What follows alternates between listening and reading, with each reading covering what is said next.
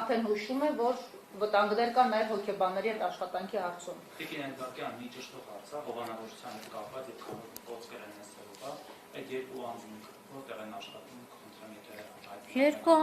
անձի եւ երրորդ անձի հետ կապված, այդ բարերարի հետ կապված երեխաների մասով են այդ հարցակցության ժամանակ խնդրել որ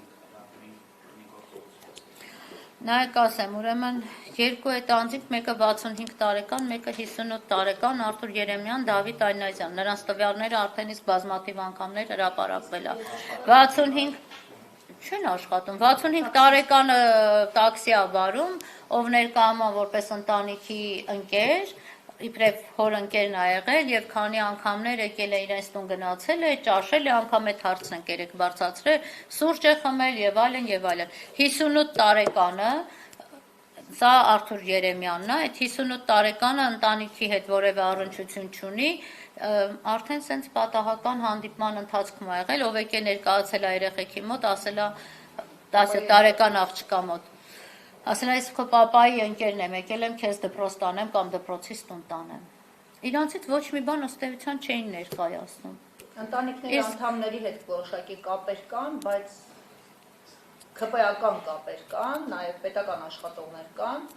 բայց մենք դրանք մինչև չստուգենք, հասկանում ենք, խոշորացույցի տակ ենք։ Այդպիսի բաներ մեզ վեդեցիները շատ հանգամանորեն հետաքրքիր ուշագրավ բաներ պատմում են, բայց դրանք բոլորը ստուգում են ենթակային։ Այն, որ Դավիթ Այնազյանը ակնհայտորեն հովանավորում էր, անգամ 3 դուք եք նկատել, թե ոնց էին թաքցնում տեսախցիկներից։ Ու ինչ արտոնյալ էր, որ 1.5 ժամ ես հարցաքննությունից հետո սպասում եմ փաստաբանների հետ համարյա թաքնվելով, պարտիզանական գործ ենք անում, որ դեպքը նկարենք նորից։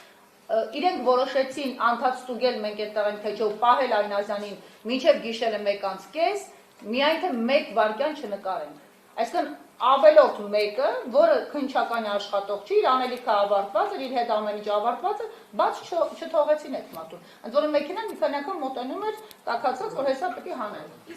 Այստեղ մի հատ այդ է ուզում անդրադառնալ, տեսեք մի հատ բան էլ ասեմ։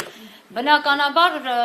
դա էլ ցուցմունքից բացահայտեմ, երկուսն էլ հերքում են, որ իրենք նման գործողություններ արել են, բայց հետաքրքիր է, որ իրանք չեն հերքում, որ երեխեքին տարել են, բերել են, բայց որպես ինչ են տարել, բերել, երեզմանոց են տարել, հա,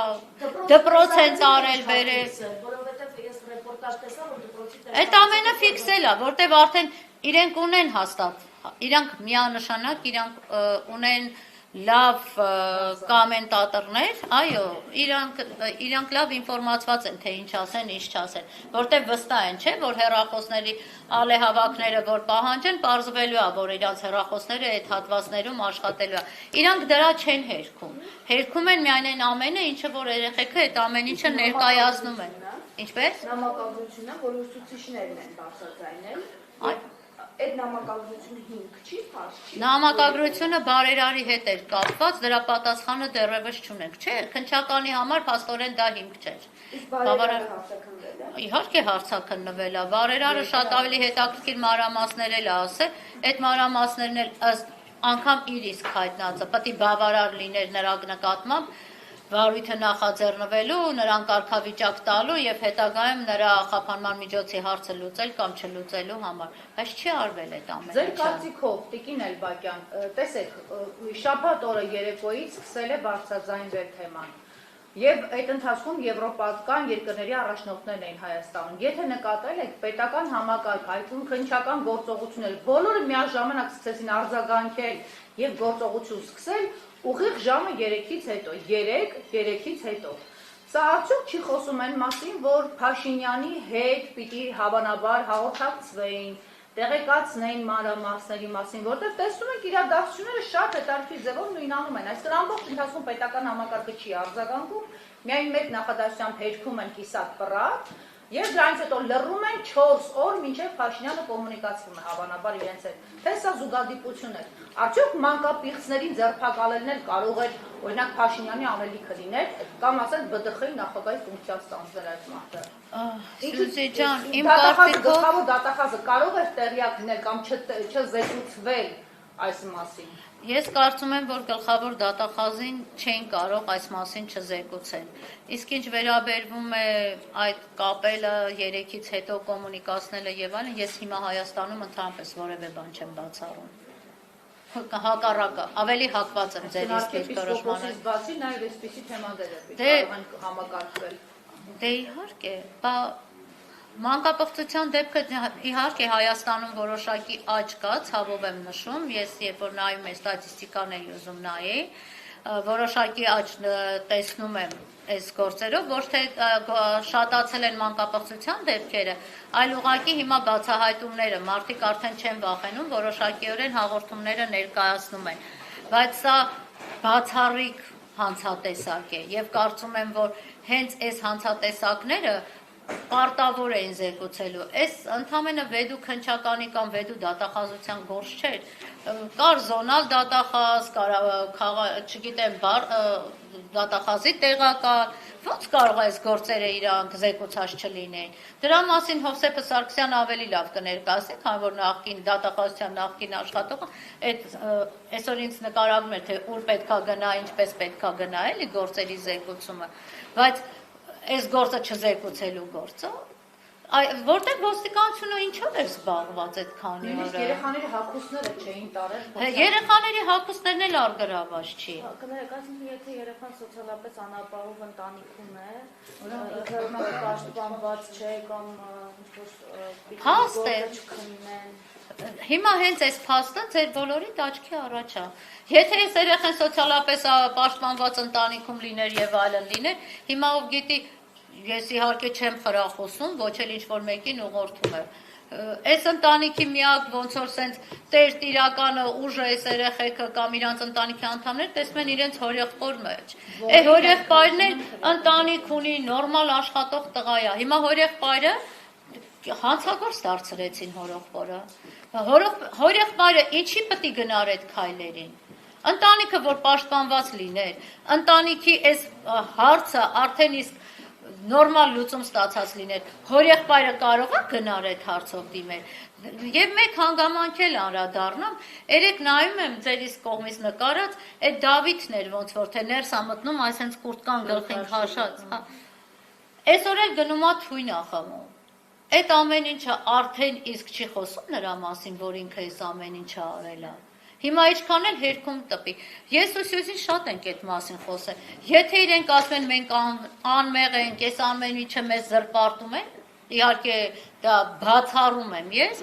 թող գար այդ օրը մենք կանգնած ենք, երեկվանից կանգնած ենք, գար կանգներ մեր դիմաց ասել դուք չեք ամանչում ինձ զրպարտում եք։ Չէ որ գողության սենց մի հատ թեթև բանի մեջ չենք էլ իրան զրպարտում։ Եթե զրպարտում ենք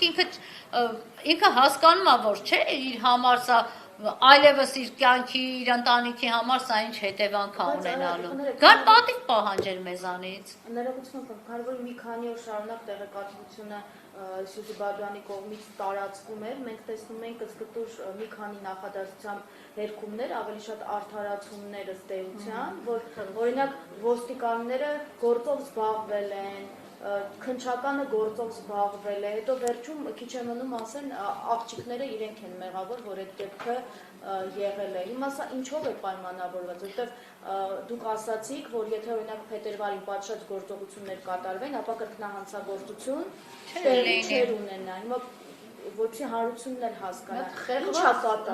ինչ է կատարվում։ Դուք ասացիք այդ մարդիկ էլ չգիտես եսին ով չէին այդ անձիկ։ Ոստիկանությունը ավելի շատ էսնա պաշտպանվում է։ Այս ինչ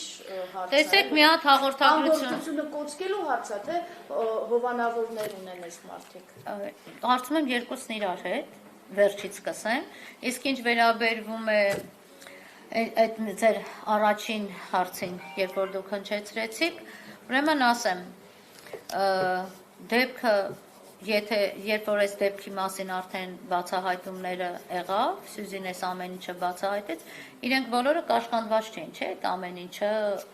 հավուր պատշաճի իրականացնելու։ Գոնե 5 օրվա ընթացքում իրենց 6 ամսվա բացթողումը բացթողային, բայց տեսեք, անմիջապես ոստիկանությունը մի հատ հաղորդագրություն տարածեց, որ մենք մեր գործը արել ենք, գործ ուղարկել են քննչական։ Արդեն իրար վրա գցելու տարբերակը էլի սկսեց աշխատել։ Մի երեխու, բայց ոնց ուրեմն ձեզ ասեմ, Հորդորում էին ապա տեղեկատվություն տարածել։ ուրեմն մենք էլ իրանց հորդորում ենք աշխատել ու իրանց սահմաններում գտնվեն, որովհետև ես ձեզ հենց հիմա հայտարարում եմ, ոչ ոստիկանությունն է աշխատել, ոչ քննչականն է աշխատել։ Եթե ոստիկանությունը աշխատել է ու աշխատում է, ապա իրենք չպետք է ընկնեին, ասեն տուժողը բեր ցուցմունք տա։ Տուժողը որ ցուցմունք չտա, դուք ձեր օպերատիվ բլոկն ինչի համար է։ Մեկը մեկին մի հատ անդրավարտիկ եմ ասում, անդրավարտիկ, վերնաշապիկ է, նվիրում, ասում են ընտրակաշարքա մարդկանց տանում կալանավորում են։ 2 հոգի տարել են անընդհատ օգտագործել են 3 հատ հասուն մարդիկ, 2 հատ տարեց 65, 58, ես շատ գիտեմ քանի տարեկան մարդիկ տարել, 2 անչափահաս հիվանդ երեխեքի տարեշահագործել են, իրանց օպերատիվ բլոկը չի կարում աշխատի, եկեղեցի, գերեզմանոց, այգի, հələ մի հատ ասեք։ Չեմ ասում է, տարել են Երևան քաղաքի կամ Աբարանի, որ ծայրամասում, որ չիմանային։ Կողքով անցնողներն էլ են այդ ամեն ինչը իմացել, ինչն են աշխատել։ Քննչականը ինֆորմացիան ունեցել, չէր կարողանում հանձնարարություն տալ, օպերատիվը լավ չէր աշխատել, իր գործառույթի շրջանակներում էս ամեն ինչը պարզեր։ Հələ մի հատ ասեք փետրվարից գործ։ Փետրվարից գործը այսօր կանչում են, ասում են եկեք հարցաքննության։ 3 նոր մի հատ առերեսում են անում ապրիլի վարույթով։ Այդպես լինում է, չի լինում այդպես։ Մենք բոլորը, ես 26 տարվա փաստաբան եմ 27 տարվա, ուրեմն մենք մեր վարույթներում այնքան ենք տեսել քրեական գործեր, սենց գործերը բնականաբար հաճախակի չի լինում։ Չեն ուզեցել անեն։ Եվ այս ամեն ինչը, ասում եմ, ծնել է ոչ թե կրկնահանցագործություն, այլ ես շատ վախենում եմ, որ վաղը կարող է մենք շատ ավելի վատ վիճակի մեջ հայտնվենք։ Ընտանիքի այլ անդամ ևս տուժած լինեն։ Դրա մտավախությունն էլ ունեմ։ Այդ ընտանիքի հովանավորը հորեղբայրն է, որ շատ նորմալ Չէ, ուրիշ երեխա, դրա մտավախությունն էլ ես ունեմ։ Իսկ դրա մտավախությունը, քանի որ այս պահին ունեմ եւ դեռևս դրա վերաբերյալ եմ փորձում ենք համապատասխան տեղեկատվությունը հավաքել, դրա մասին էլ հաջորդիվ արդեն ելույթ կունենանք։